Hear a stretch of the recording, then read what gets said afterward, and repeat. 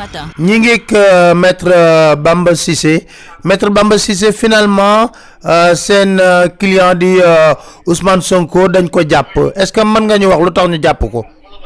ñun dañuy ñëw heure bi jot ñu ne juge bi Ousmane Sonko dañ ko bloqué donc nous demandons un différé juge bi ne d'accord je vous l'accorde ñu dem sur place ne dañ koy jëli parce que dañu bloqué Ousmane Sonko alors que le passage était libre parce que les gendarmes dañu pare woon ba dégager la d'ailleurs bi ñu ñëwee amuñu benn problème bi ñu ñëwee avocat yi ñëw ne dañ koy jël si Sonko ne d'accord maa ngi ñëw dugg samay oto avocat ñu en làqatu dem kenn bañ ko yëg ñu xam ni loolu buñ ko bàyyee mu jàll rek du baax kon duñu mënoon coller Sonko beneen infraction ñu ne ko déedéet xaaral ñu ne leen mais lu ñuy xaar nañ leen nañ ñu bàyyi ñu yóbbu ko devant le juge il est prêt dugg ci oto dem ba Siré Bàcci la ñu xëcc ko mu génn ñu ne ko déedéet ne ko ñukk ci biti ne ko doo dem dañ lay yóbbu section de recherche parce que yeneen infraction nga def et on a compris que c'était un piège qu'ils nous ont tendu dans lequel ñun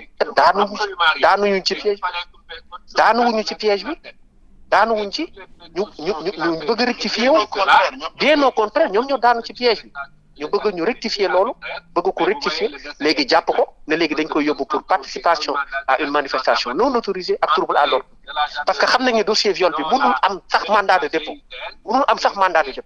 léegi dañ ko bëgg a téye jàpp ko yóbbu ko ci kaso bi tëj ko.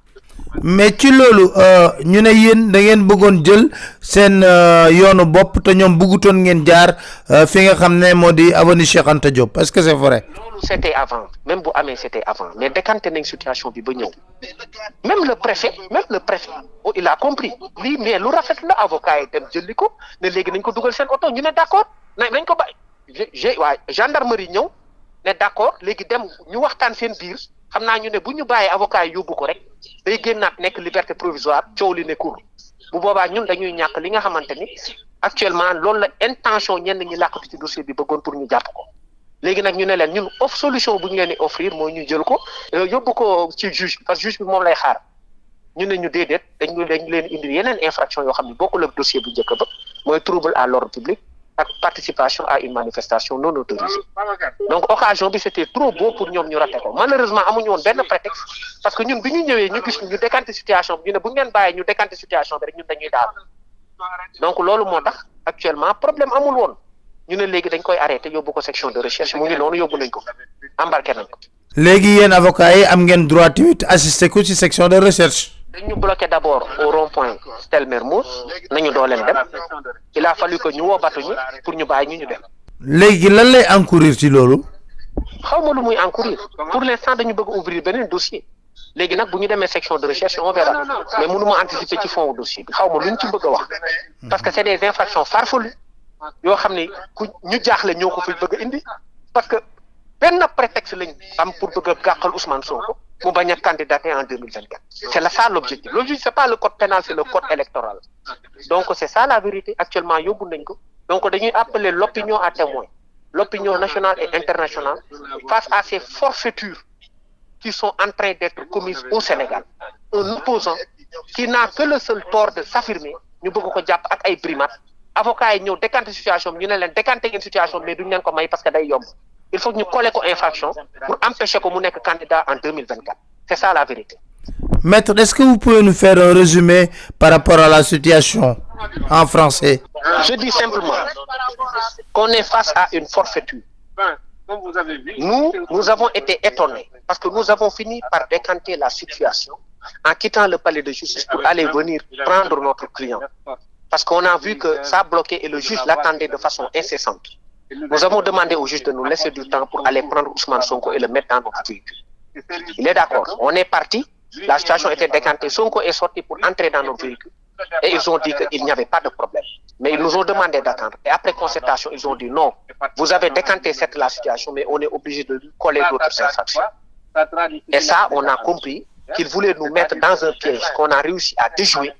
Et là, ils avaient l'obligation d'aller trouver autre chose parce que le dossier de viol est un dossier vide. Il fallait lui substituer d'autres infractions d'atteinte à je ne sais quoi, à la sûreté de quel État, participation à une manifestation non autorisée et tutti quanti. Et là, il est arrêté.